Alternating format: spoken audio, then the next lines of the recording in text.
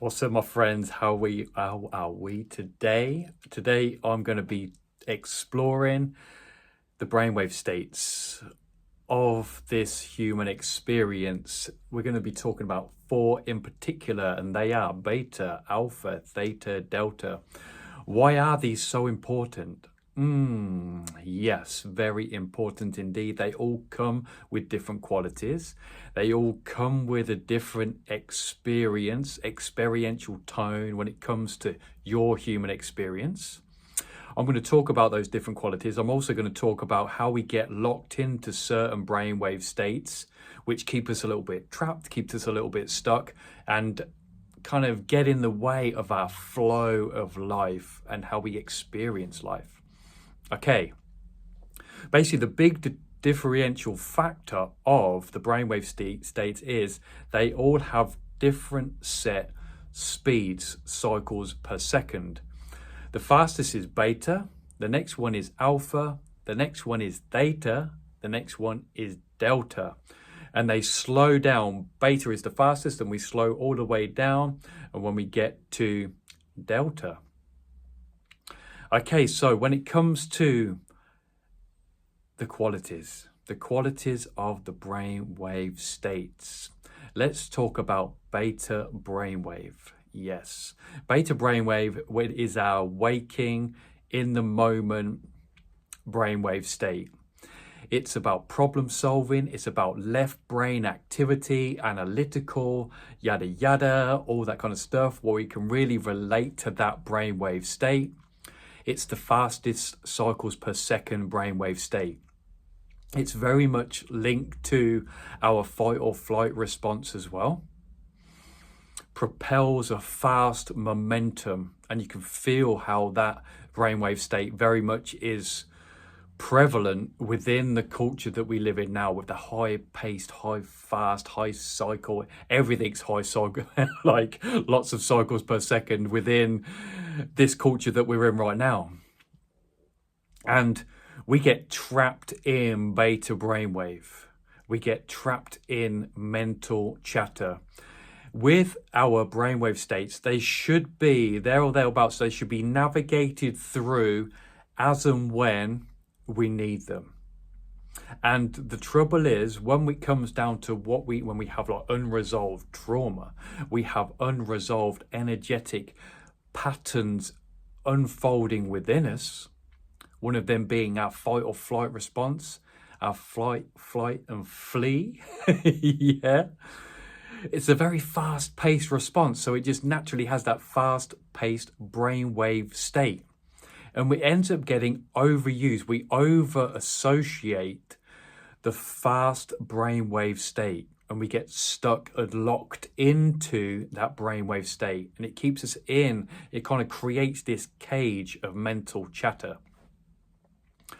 But when we start to heal and we start to shift and move through, let's say, those unresolved energetic blueprints that we have deep within our nervous system and within our DNA, we start to shift and we start to move more easily between the four brainwave states.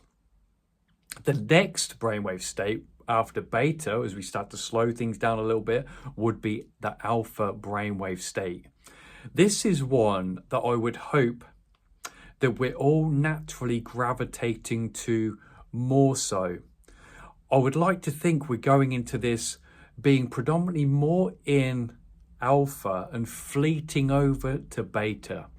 I just feel in general we need this slowing down effect. And when it comes to the power of rest and having a pause and stopping, and the concept of slowing down, that slowing downness that is reflected within how fast our brain is going. And for however long we've been propelling ourselves forward on a very high-paced momentum. High-powered, very fast momentum. Very much overly associated with that fast brainwave state, beta. But when we shift into alpha, there's some really cool things that start to change within our physiological makeup. different neurotransmitters are released. When we're in beta, we get locked into beta, we get locked into that mental chatter. We are very much in the field of stress hormones, adrenaline, cortisol. Heart rate's going up. Yeah, everything's that kind of like that high state of elevation. But when we start to really move forward with our healing journey, we start to alter our chemistry, we alter our physiology. One of them being, we start to, with the physiological changes that we have, we start to alter the predominance of what brainwave state we're in. We start to kind of like spread it out a little bit more. And we're coming into that alpha. What happens when we get into alpha more predominantly? We start to see that decrease in cortisol and adrenaline. Stress hormones come down. When we go into alpha, we start to release neurotransmitters like anandamide, endorphins, serotonin. We could compare this and associate the quality of alpha with the state of flow.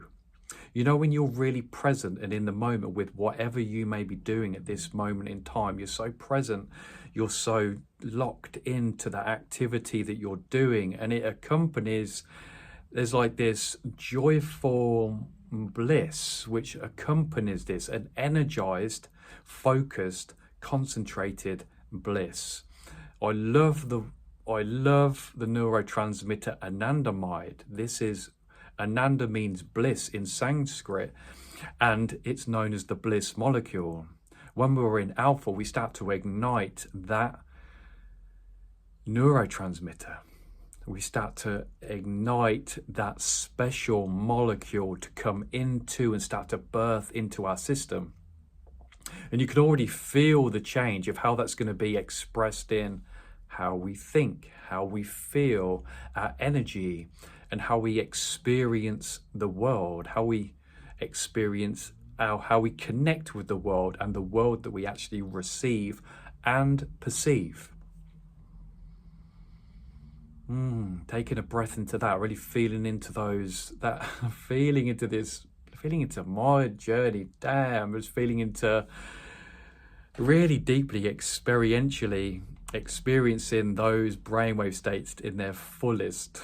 You know, that over association, that high paced adrenaline, stress hormone way of being, and then things realigning themselves and then shifting into my chemistry, physiology, into those slower, deeper states, into that flow state, into that pleasure, like reality in life. And our experience has this like pleasurable backdrop that is a continuous ongoing. It's not like fleeting, it's continuous and ongoing. And that really ignites when we start to shift more into alpha brainwave. And of course, we still have beta. We still have the moments where we have that problem solving. We have that like need for analytical, that process. But it should be very fleeting. And really, we should set camp up into alpha. And we should feel and experience that, I would say, a higher percentage, more so than the beta brainwave, if we were going to change the ratios around. Once we've been in alpha, if we can then go even into a little bit deeper still, we could go into theta. Then the brain is really starting to slow down. This is, if you're a mystic and you've attained certain levels of consciousness, theta is more associated with that just before you're about to go to sleep. You know, that you're in that half asleep, half awake kind of world. And that's how we would associate with it more. But if you're a mystic or an enlightened being, you would be in that state, but fully awake and in the world, processing through it at that brainwave state. And this is intuition. This is our deep state of when our imagination diving into that subjective state of the theta brainwave. This is where we really start to go into the world of creation. That's when we step into our being a creator. Creator mode is on in theta. And we journey this beautiful process of becoming more conscious when we are in that state, and we become more conscious about what we do and what we create inwardly whilst we're in theta. People that do affirmations just before you go to bed, or you listen to things just as you're drifting off. I know Neville Goddard was a really big advocate and spoke of this a lot, the state akin to sleep. Just before you go to sleep, it's a really powerful time to birth what you are looking to manifest in this life, to really nurture that. Really, it's a really sacred time. And then we go into the depth of, but then we can process further, and then we go into depth of delta. And I would associate delta when it comes to like REM sleep, when we're in that stage of REM sleep and our eyes are flickering and we're in that deep state of rejuvenation. When we're in delta, there's a really beautiful hormonal process that we go through. Our growth hormone starts to get ignited, hormones that start to nourish the cells of our being. It's a very rejuvenating time when we slip into delta when we are asleep. Our bodies go into a really deep state of rest and digest and recovery due to the hormonal chemicals that are ignited in that stage on a really deep cellular level. And the really cool thing, I facilitate breath work, conscious connected breath work. And the really cool thing about the breath work that I'm using at the minute, or I've used on myself when I facilitate with others, we actually go into a state where we can navigate all of those 4 brainwave states whilst being more conscious, more alert. So we can ignite, we can actually journey away from the beta and then explore on a more deeper level the alpha, theta and delta planes of existence within the brainwave states, because they're the ones that are least nurtured within the culture that we live in at the minute. And it's really, and the byproduct of that is we start to really ignite and start to associate with what we are in our truest, our most aligned, our most flow state and natural state of being. And the beauty is, over a 45-minute or an hour period, we can navigate all 4 of those in a really deep, profound way. The nervous system is energized whilst profoundly relaxed, profoundly energized, profoundly relaxed, all at the same time. So we have that alertness with the alpha, then we drift into theta, we can visualize and really illuminate our heart desires and visualize in a really profound illuminated way. We can shift into delta, which creates that hormonal response of growth hormone being ignited and released within our cellular makeup. So we can have this extremely heightened, illuminated, microscopic moment in time for 40 to 45 minutes where we explore them on a really profound level, coming with a beautiful byproduct of rejuvenation, enlightenment, ecstasy, profound rest and recovery and rejuvenation. And these brainwave states, I just love talking about them. I love the qualities that come with them. I love this journey that we have now of being able to shift and move our physiology with things like breath work, and we can navigate through them. And we can heal our nervous system to such a degree, even when we come out of our breathwork session, we've actually realigned ourselves on such a deep degree, brought into resolution, those inharmonious bits of discord that are happening within us energetically, that we actually start to navigate through them in our day-to-day in a more harmonious fashion. We get less called to being stuck in the beta brainwave mental chatter and come more into clear elements of space. We start to feel deep degrees of peace. We start to feel more harmony.